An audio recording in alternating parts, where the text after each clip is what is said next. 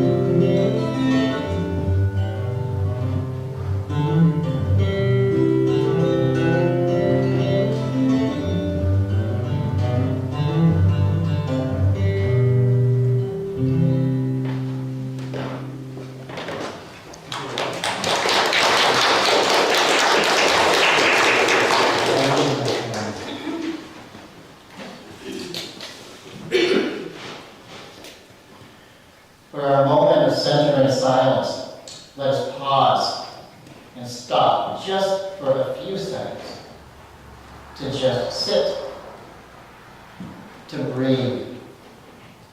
Feel what it is like to be alive here in the currently happening moment. Be appreciative of this, your experience of here and now. That's all. Listen now to the sound of a singing bowl.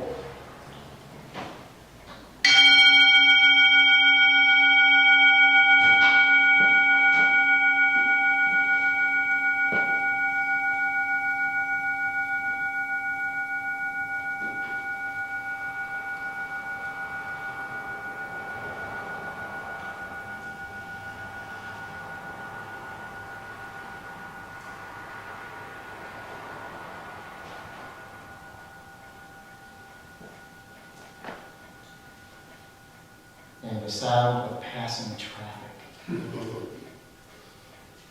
We're going to light our chalice. If Jess would please assist me. So we're featuring the cherry blossoms this morning for one or two services this time of year. So for our chalice lighting this morning, Japanese poet Shintaro Senakoa had this to say about cherry blossoms in spring. Thanks, Joseph. Over cherry blossoms, white clouds. Over clouds, the deep sky. Over cherry blossoms, over clouds, over the sky, I can climb days without end. Once in spring, I, with God, had a quiet talk, and the sun shined like a great morning light.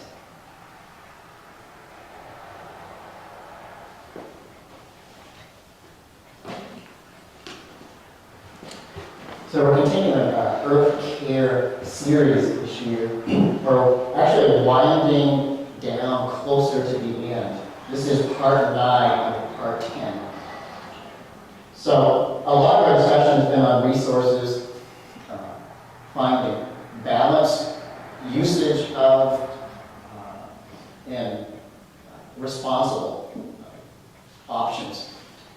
So this is a poem I found by Allen Ginsberg titled "No Shortage." Too much industry these days, too much eats, too much beer, too much cigarettes, too much philosophy and talk about it all. Not enough rooms and not enough trees, too much police, too many computers, too much hi-fi, too much pork, too much coffee. Can't imagine.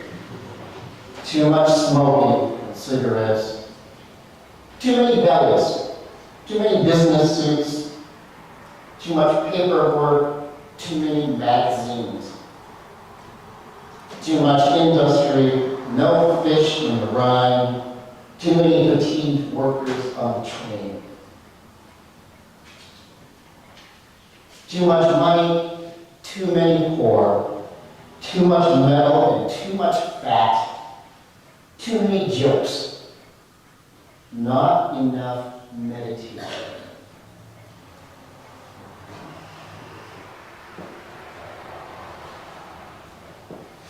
So we're going to sing this morning a song made famous by Shakers. "'Tis a gift to be simple."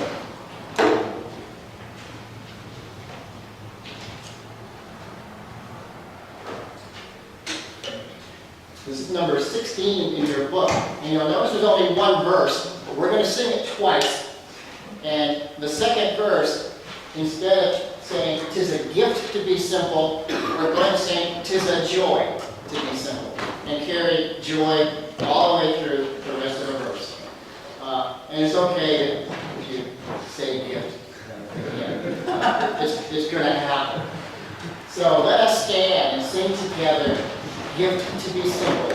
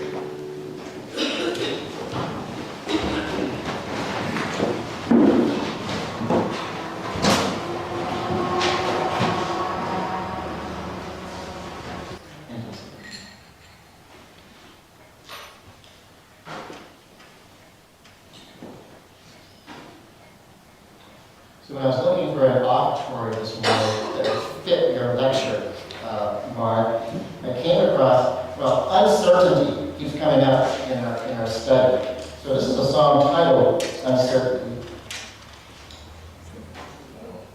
It's by the Delvon Lamar organ trio. And someone once said, I'll do better at remaining detached about outcomes when things start improving a bit. So keep that in mind as we listen to Uncertainty. Let us give with hearts of gladness. Matt, you will be our usher today. The Pishka is on the back table as usual. A faux organ fund is also there. Please come down now. Maybe we'll circulate.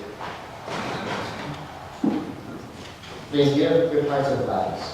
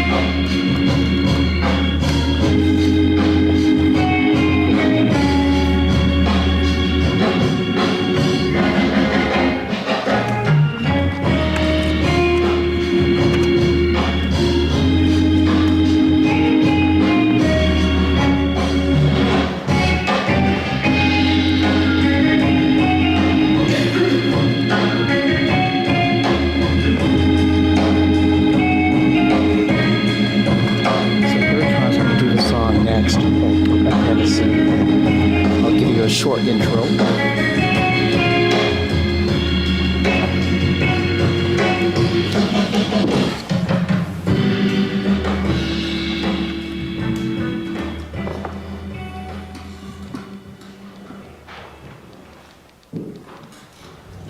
Bertrand has some special music for us. It's a combined song about sky.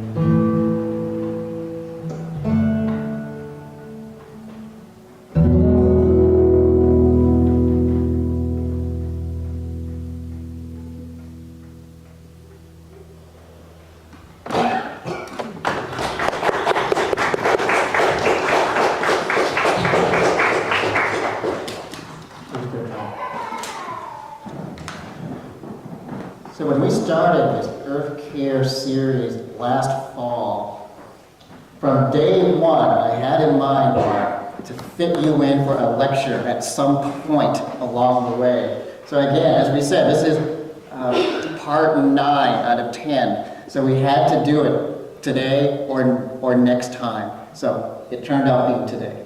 So it's good to have you here, Mark. I want to give a brief background from Mark. Mark Horvath is an astronomer at large living in the town of Holton, Maine. Mark did his undergraduate work in physics and astronomy at Penn State University and his graduate work at the University of Massachusetts in radio astronomy at the 5 College Radio Observatory. His PhD thesis involves using fractals to determine limits on how stars form from giant molecular clouds. Currently, he works at Gartner as an analyst covering quantum computing and post-quantum encryption techniques. Mark was also the former owner of Wired Cafe in Market Square, where Market Pizza is now. And is currently a member of the Holton Town Council. He also became a local celebrity during Eclipse 24 on national news, and it's nice to have Mark here with us this morning. He loves looking at the night sky. So please welcome Mark Horvath this morning. Well, thank you very much. Can you guys hear me okay? I'm going to turn you on. Okay. Usually I'm doing this in front of a classroom and I will pick on students in the back, but today's a lecture, so you'll be freed from that. But we will have some question and answer stuff afterwards if you've got some burning questions or things that you just wanted to know about the talk. Pick the title for this, The Oil-Free Future, because we know that there will be an oil-free time in the future. And it doesn't mean that the entire civilization of the planet would collapse. Why is oil one of the things that we've built our civilization's energy needs on? Because it's the cheapest thing to pull out of the ground. Hang on, Mark. We're going to give you my mic instead. Okay?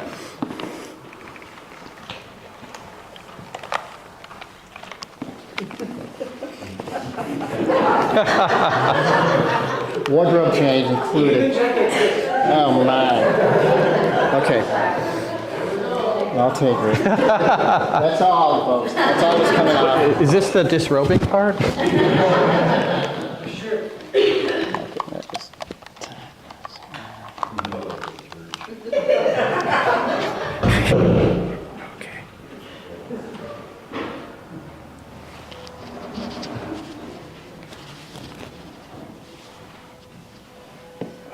Did you hear me? Yeah. Will everyone named Mike please stand up?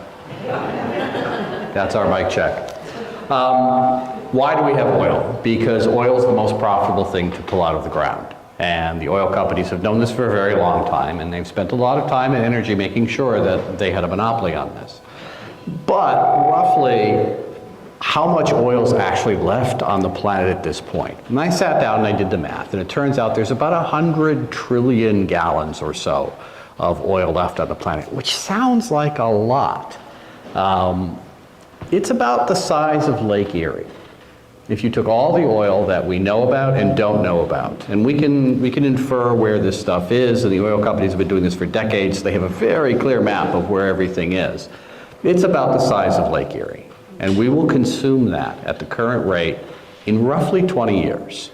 At that point, now, I used to play a game when I was an undergrad called Sim Earth, and in it you build up a civilization, you build up a whole planet, and then near the end you run out of oil and the whole thing collapses.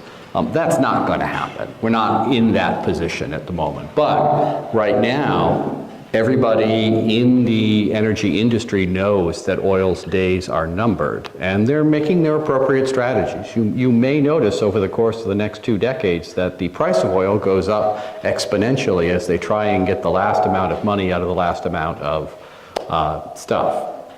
Now, how much energy does the planet actually use? Our civilization uses 161,000 terawatt hours of power a year. Now, there will be a quiz later, so keep that number in mind.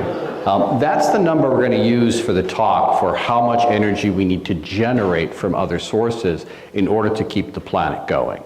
Now, what's interesting is the growth rate of that is actually only like 1 or 2%. It's not some enormous amount that's going to make it very difficult for us to keep up with. It's actually kind of sustainable in that way, given that the population is stabilizing out. We expect mathematically the population of the planet Earth will stabilize around 10 billion people or so, sometime around 2040. There's some reasons why we think that, and the curve seems to be validating those reasons. So we think that the planet actually could be sustainable. So what do we need to think about in terms of power? So I'm going to talk about 4 or sort of 5, you'll see on the last one, different sources of energy and whether or not those are things that would sustain us. So of course the first is solar power. Solar power is cheap, solar power is plentiful, there is lots of it up in the sky, even on days like this. There's notes in here that you can take a look at, but our ability to capture sunlight and turn it into electricity has improved exponentially in the last 10 or 15 years. We've gotten actually really good at this. And this is something that we see starting to dent the oil industry in terms of energy production, especially in China, in India, in folks that don't have a bespoke infrastructure that's built around gasoline or oil or diesel. America is somewhat unique in that it's a very large country with a comparatively few number of people in it, and we've built our country around roads. And in order to have roads, you have to have cars. In order to have cars, you have to have something to propel them. Very early on, a century ago, it was decided we were going to use oil instead of some other alternatives like biofuel or alcohol or other things that we could have used. But this was the cheapest, easiest thing to do. It was easy to refine, and that's the way the 20th century went. As we move forward, though, solar is going to increasingly become part of what we need. And here's a picture of a solar farm. There are solar farms in northern Maine. If you go up to Madawaska on the drive up, you'll see several of these. There's a few around here. This is a technology which has become affordable, it has become sustainable, and has become something that we're beginning to get the right kind of dependency on, because we can't exhaust it.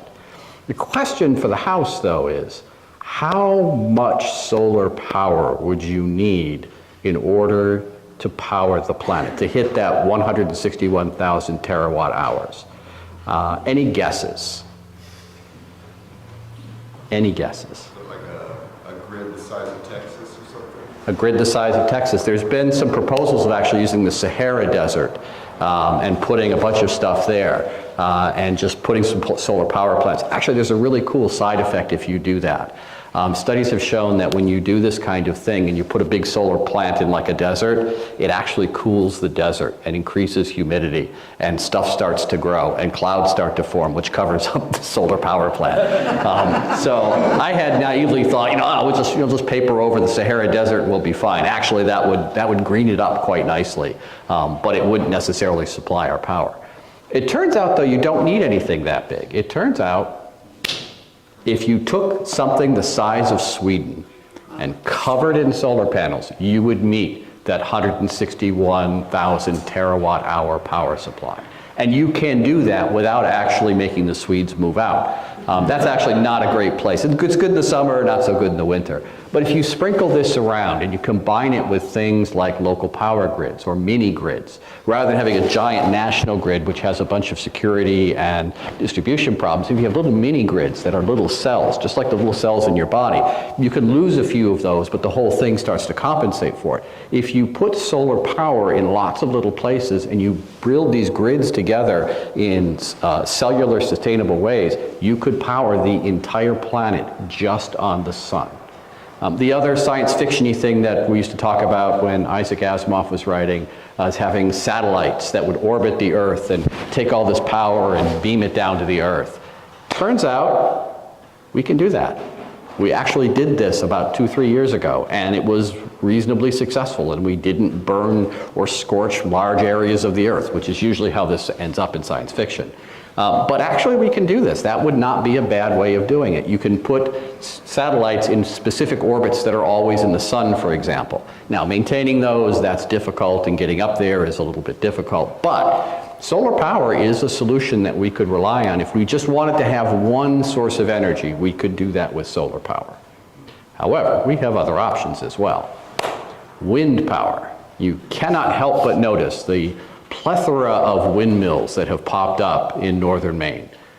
Here, or Mars Hill, a couple of other places, you see these giant windmills, and this has become a manufacturable and a sustainable technology. Now, building the windmills does have an impact in terms of carbon. You have to manufacture this stuff. They have about a 20-year life cycle. And actually, Mars Hill is going to be hitting that 20-year life cycle in the next few years. It'll be interesting to see how that works. As far as any reliable study has found, windmills do not cause cancer. They do have problems with birds, with noise, with other things, but it's a relatively clean, relatively safe technology. The wind does not always blow. And so it's not necessarily the most always-on perpetual technology, but we can do things to, again, put these things together in a grid and make sure that there's some on the grids that we're looking at. And power redistribution is something that we've gotten really good at over the last 30 years or so. And so wind offers us an interesting challenge. So with that, could we meet energy production with wind? Wind is the third largest producer of this in Maine. There are 400 commercial windmills in Maine. It's powering an estimated 350,000 homes. Could we cover the planet in windmills and generate that 161,000 terawatt hour number? Nope, can't do it. You could do it. I'll never say you can't do it. You could do it, but it would take up 26% of the planetary surface. And that would be a little bit cost prohibitive, and people would get upset.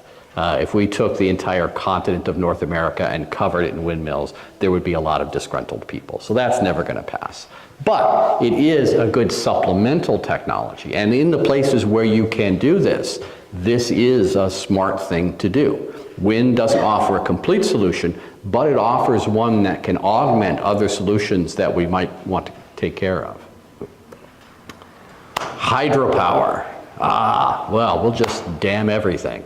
Now, hydropower has been around for a while, and actually there's a lot of hydropower already on the planet. Roughly 2% of that number that we've seen so far is coming right now from hydropower. Probably the best example of the good and bad of hydropower is the Three Gorges Dam in China. It's good in that it generates about 88.2 terawatt hours of power, which is not inconsistent, not a small amount of power. It does dam the river, and it does help with both managing traffic and managing the environment, but at the same time there's an environmental impact anytime you build a dam. How many people have been to Hoover Dam or Boulder Dam? How many people have seen Lake Mead? How many people have seen Lake Mead recently? Because nobody's seen Lake Mead recently. It's disappeared. This is a problem. As the planet heats up, water is going to evaporate. We are going to be losing some of the lakes that we have. Now, that water doesn't disappear, it's not destroyed, it will fall in other places. So it's still possible to use dams to do this.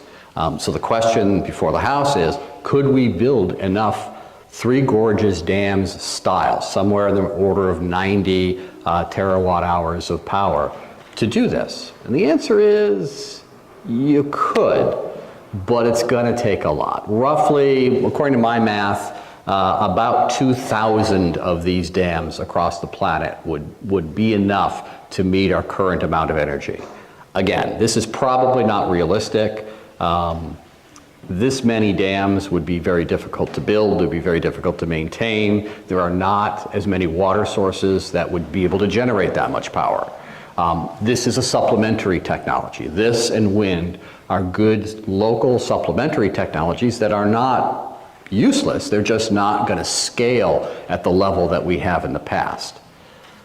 Finally, how am I doing on time? Oh, good, I'm doing well. Nuclear power, everybody's favorite source of energy. Now, we're going to talk about two forms of nuclear power. Does anyone know what the two forms are? Fusion and fission? Fusion and fission. Fission is what we have been using. Fission uses uranium. And the idea, there's some math which I would love to actually go through. It takes about an hour, but there's two ways of getting energy out of the periodic table. The first is take big, heavy elements and break them up, and when they break up, they release some energy. And it turns out you can do that up until you get to iron. Iron you can't do anything with. But uranium, plutonium, these are things that you can break up, and you can get a lot of energy out of it. I've taken many classes in nuclear physics as a physicist. I once blinded everybody in a 2-mile radius with the color blue for a quarter second, which got me in a great deal of trouble and nearly expelled. That was superluminal neutron radiation. And radiation is the key thing here. Now, everybody thinks that radiation is a horrible nuisance that we have to avoid at all costs. The truth of the matter is the paint in this room is radioactive. The potassium in your oatmeal is radioactive, just naturally. It's very low, it's a beta source, you can do some stuff with it. It's not innately harmful. We can deal with nuclear waste if we want to. It is not a question of science, it's not a question of physics, it's a question of public policy, and it's a question of doing it in a responsible way, which we have not done. We have taken nuclear waste, we have dumped it in holes in the ground, we've covered it up, we put a sign on it that says, don't go here for the next 80,000 years because you'll die, and then we walk away from it. And that's a stupid way of doing this. There are lots of safe, reasonable, but mildly expensive ways of dealing with radioactive waste. Actually, one of the more interesting proposals that I've seen for dealing with this is taking some of the waste and converting it into a type of carbon crystal, call it a diamond if you would, that provides power, it provides electricity. It provides pure electrons, which is different than the way that we're actually using nuclear power. When we use a nuclear power plant, what we're doing is we're boiling water, which then spins a turbine, which then generates electricity, which is incredibly wasteful from an energy point of view. Which leads us to our second kind of nuclear power, which is fusion. The running joke for the entirety of my 60-year life has been nuclear fusion is only 5 years away. But let me come back to something else first. We could build nuclear power plants that are safe. In the 70-year history of nuclear power plants, we have had exactly 3 accidents. 3 Mile Island, Chernobyl, and Fukushima. Only in Fukushima and Chernobyl did people die. And death by radiation poisoning is horrific. It is possibly the worst way that humans can die that are not torturing themselves. It is a terrible, terrible death. But we've had more deaths from oil, we've had actually more deaths from solar power, we've had more deaths from every other kind of power generation than nuclear. It could be a safe way of doing this, if we wanted to. This, by the way, is a picture of Chernobyl taken a couple of years ago as they're starting to try and recover the plant. The plant is irrecoverable, and we could talk about that. Fusion reactors. Fusion reactors are only 5 years away, and they always will be. Actually, that's not completely true. Couple things about fusion reactors. First of all, we do have this working. This is a picture of something called the stellarator. They called it that because that's how stars generate energy. And you can see from the sun that that's not always the most stable way of doing it, but we're getting auroras because the fusion in the sun is changing its magnetic polarity. There's a whole long talk we could do on that I'm going to avoid, but basically we do understand how fusion works. We can do that now. We have finally cracked the problem of containing fusion. Now you imagine you've got something that is running at 14 million degrees. Centigrade or Kelvin doesn't matter, but 14 million degrees in a ring. If it touches anything, that thing will melt because we can't build a metal that can contain 14 million degrees. So what we do is we suspend it in a magnetic field. And the problem is that the pieces that we're suspending are electrically charged, and when you move an electric charge, you generate a magnetic field, and when you drop a bunch of electric charges in a magnetic field, it generates a countermagnetic field, which breaks the bubble and it all falls down and melts out. If that were to happen, unlike a fission power plant, which would explode or cause a lot of damage, a fusion just goes out. It doesn't explode, it doesn't have any radioactive waste, it produces water and a little bit of helium and a few other things that come out of there. The fuel for this, despite what you may have heard, it's not just water. You need a very specific element in water, either deuterium or tritium, in order to really run a fusion plant, which is a very, very tiny amount of what is in water. You may remember this as heavy water, where you can take these deuterated neutrons and you can put this in a water molecule, and it's a good way of containing the hydrogen. All of that said, we've got plenty of this stuff. And if we needed more of it, we could mine space because this stuff is plentiful. Fusion fuel is, as one person said in the 50s, too cheap to measure. We could find fuel for fusion reactors. Could we run the planet on this? Yes, we could. Now, a fusion reactor is about 8 terawatt hours, so we would need a lot of these things, about 25,000 of these. But we're only at the beginning of building fusion reactors and understanding how to build better fission reactors, smaller, more efficient fission reactors. We have not put a lot of time and energy into this, but the physics is all there. The math has been done for decades.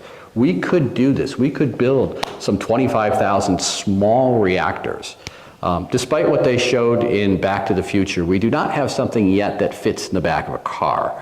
But we could build small reactors that are ubiquitous, that would be easy to maintain. Again, we have to be careful with the waste material from fission because we do have to lock that up tightly, but we do have that technology.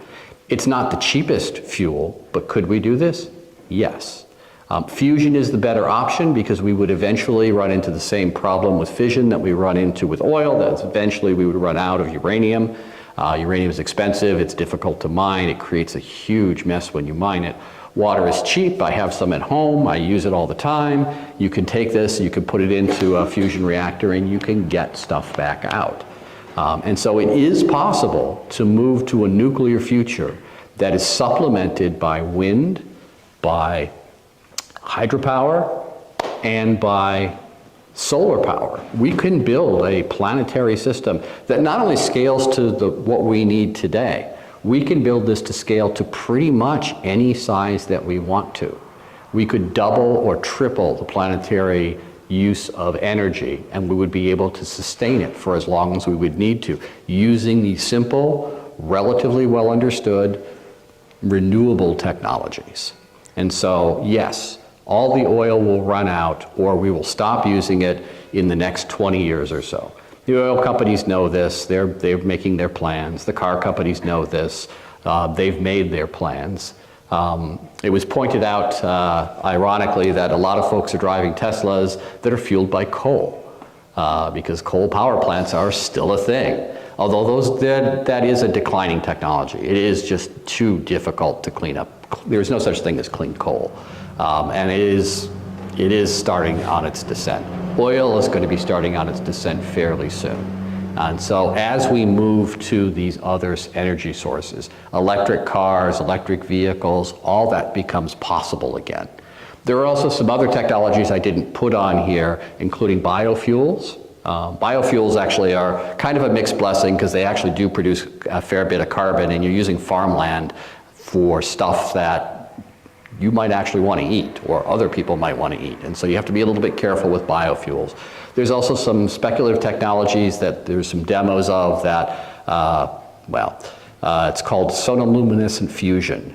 And the idea is that you make these little tiny bubbles, and when the bubbles implode, they produce a tiny, tiny amount of energy. And some technology has gone into this. The nice thing about that is when they implode and they produce that, they give off electrons. So you don't have to generate steam and turn turbines. You could just stick electrodes in this nanotech fluid, and energy would come back out. It would be all fizzy and colorful. It would be actually pretty cool, assuming that we could get this to work up at scale. So in conclusion, I think I'm going to, on the dot, is it possible? Yes. Should we do it? Yes. Will we have no choice? Yes, we will have no choice. We are going to have to pick a technology or a series of technologies that will get us into the future. But the future is brighter than the past was. Most of the stuff that we're talking about here is not as detrimental to the environment, not as detrimental to ourselves and our health. So the future is surprisingly bright. Thank you very much. Are there questions?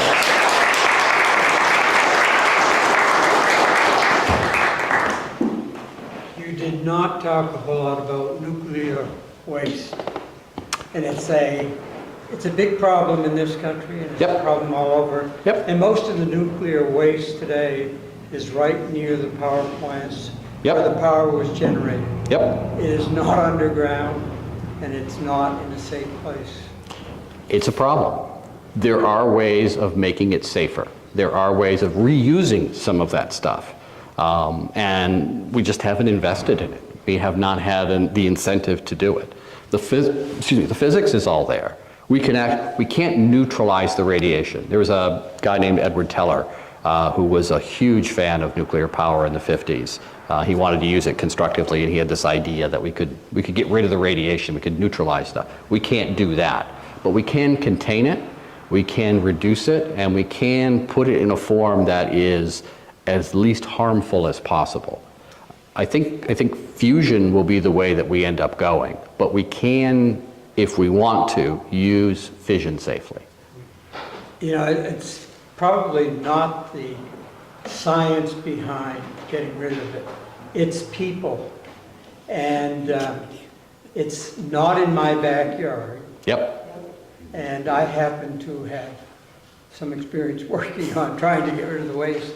And it is so the public is so fearful of it that I've been at meetings where people, the they actually blockade you inside a building and will not let you out. Yep.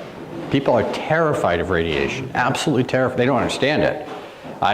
We had a satellite that was going up when I was in grad school that was going to do a small explosion. There'd be a cloud, there'd be some particles that got up there. And there were people protesting putting radiation in space, which is silly because radiation all through space. It's mostly radiation. It's terrible out there. But people don't understand. We could fix that. We could educate people on what this is, why we have it, and how to deal with it. But we just haven't done that yet. Question? Oh, sorry, Share. I'm in Ontario, in Canada. I live near Bruce Nuclear Power Plant and also tons of wind turbine farms. Now, you just stated that the lifespan of the wind turbine is 20 years. 20, 25 years, depends, yeah. So, okay, that's fine. So when they're done, when they're retired, what do we do with the orange? We recycle it. We crush it all up, we turn it into things, and we remelt it down and do other stuff with it. It's still metal. It's not radioactive. It's still just, it's stuff. It's like we treat all of our garbage, which up until this point, we've kind of buried in holes and put it into piles. But that's a solvable problem. That's a public policy problem. That's not a physics problem. We can grind that up and turn it into cars or cans or, space stations if we wanted to. It's perfectly capable of doing that. The metal itself is not, it is in an odd state of physics, but we can work with that. We can recycle that metal. I was just wondering how that would work. And the other thing was too, is the methane that comes from dumps. Yes. Is that able to be processed into fuel? So, I know that's a big. no. I've heard the proposal. And I've looked at it. It's not clear to me that we can capture it correctly. Okay. There's also, by the way, and this is the scary part I didn't put in there, there's also these things called methane ices at the bottom of the ocean that if the oil companies decide it's cheaper to go get those things and bring them up, will doom us all. It will doom us all because methane is a much more effective greenhouse gas than the stuff we're getting from carbon dioxide. And if they pull that out of the ocean, we are toast. That is a more acceptable word in church. I think Josh had his hand up. I just had a question. Are there any organizations or groups that are spearheading the development for this, like a globalization effort by the UN or Google? So the World Economic Forum has put out a couple of papers on this. And some of the data I had for this actually came from them. They then propagate that information down to national and then in the US state governments or province governments. So there are people that are putting the proposals out there. But to the earlier point, they're not getting picked up and used yet because there isn't quite the crisis that humans need in order to do stuff like that.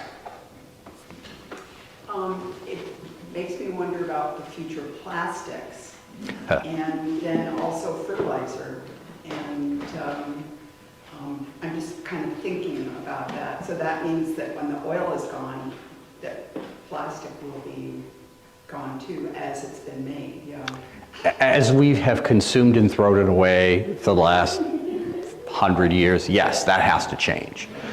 There are proposals for recycling plastic. Plastic's actually really hard to recycle for lots of chemistry reasons.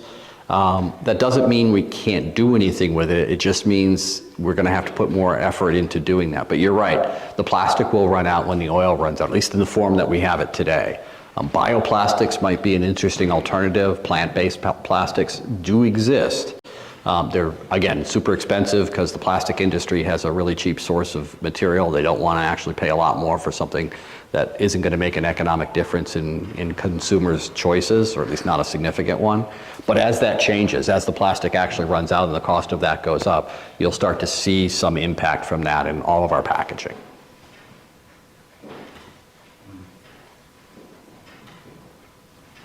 Hi. I'm not supposed to ask this in church, but how do we get our political leaders to pass laws that will allow this and Fire them. Fire them. As we have seen, when people unite on something that they want, political leaders have no choice but to listen or be fired. And I am a big fan of firing political leaders that do not. And that includes me, you know, you don't like my job, fire me. All right, I think I've got time for one last question before they throw us out. Well, in Germany, in a lot of towns, they have these methane bulbs, which you poop, you make methane, the whole town makes it, and it gets distributed. I thought that was pretty cool. They're ugly, but they're great. That's an interesting alternative. Yeah. And the other thing, what about the hubbub of the energy industry talking about Teslas are so expensive to make, the batteries, the amount of rocks that are being moved and whatever. That's all political, or? There's some truth to it. Yeah. There's some truth to it. Rare earth metals, which we're currently using for batteries and for other things, are rare. That's a very small part of the periodic table, and they're really hard to get to. Do we need those? Not really. We have new battery technologies that are much more scalable, that don't require such rare resources to do. And again, you know, it's a public consumer thing. As these products get out there, as we start to run out of these things, which is unfortunate, we can recycle some of that stuff, but not all of it. There's entropy is involved, and it still doesn't quite work that way. But we will find better, cheaper, more scalable alternatives as we need to. Humans will do the wrong thing until there's no other choice, and then they will do the right thing grudgingly. And we are going to that space in a number of these different areas. And to be honest, I don't think the future is going to forgive us for this era. I think the future is going to be quite a bit different than the past. And the amount of resources that we've squandered for late-stage capitalism, I think, is going to haunt history for quite a while. But there is a path to something that is better, and to be hated by the future would be actually the right thing to happen, because that means it turned out okay. And with that, thank you very much for your time.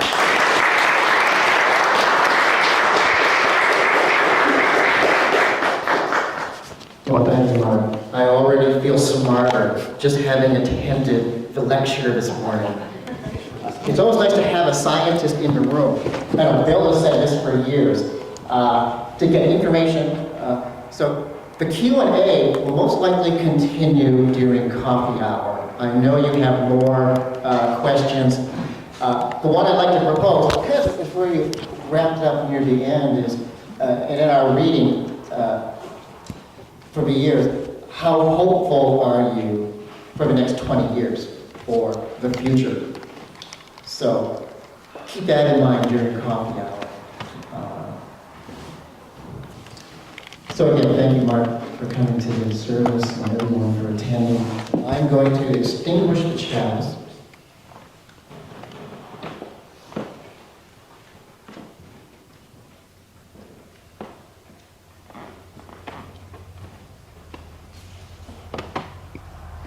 As we move together into the future, let us do it with practical optimism,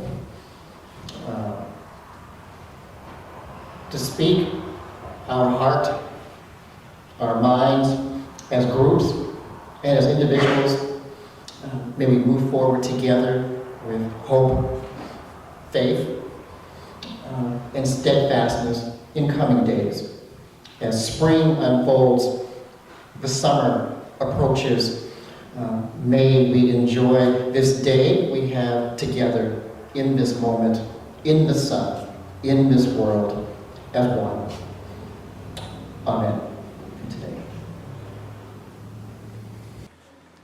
We want to thank everybody for tuning in today. If you'd like to show your support, please hit the like button, subscribe to our channel if you're not already subscribed, and help us out by sharing this message by clicking the share button. If you'd like to make a monetary donation to you, Church Holton, there is a link to our online donations in the video description down below.